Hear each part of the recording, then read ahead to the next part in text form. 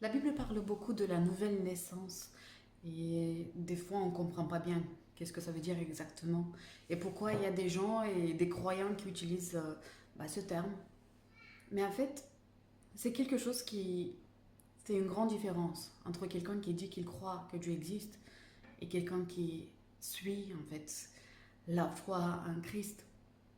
Et souvent on est même persécuté par des gens qui disent qu'ils croient que Dieu existe et qu'ils sont d'accord. Mais la Bible dit aussi en Jacques que même que l'ennemi, le diable, il sait aussi que Dieu existe. Et il tremble même en pensant à cette chose. Mais pourtant, c'est pas ça. Croire que Dieu existe, c'est admettre que Dieu existe. Mais Dieu existe sans que tu admettes. Du coup, c'est pas parce que tu as admis que Dieu existe ou pas.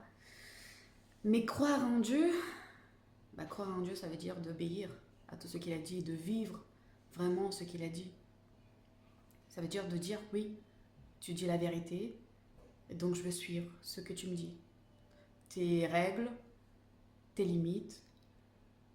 Je crois aussi ce que tu dis par rapport à ton amour pour moi. Je crois que tu vas accomplir ces choses dans ma vie. Je crois que tu peux faire cette chose avec moi, que je peux prier pour les malades. Je crois que je peux chasser des démons. Je crois que tu m'as donné cette autorité. Je crois aussi que je dois me retenir quand j'ai des pensées mauvaises et que je dois les éloigner de moi. Je crois que je dois me garder propre quand il y a tellement de saleté autour de moi. Je dois garder mes yeux, je dois garder mes oreilles, je dois garder mon cœur, mes pensées. Et c'est cette chose qui fait la différence parce que quand tu es né de nouveau, tu le fais naturellement et c'est plus facile parce que tu es, je sais pas, c'est comme si le voyant alerte, il est allumé plus facilement. Tu écoutes quelque chose et d'un coup tu dis, waouh, ça c'est malsain. J'ai jamais écouté ces paroles que j'ai chantées toute ma vie, mais en fait cette chanson elle dit du n'importe quoi. Quand tu montes dans un bus et tu te rends compte que tu n'as pas le billet ou que tu n'as pas la carte, tu n'arrives pas à tricher. Tu te dis, mais c'est du vol. Mais je ne peux pas faire ça. Ou je descends ou j'achète un billet.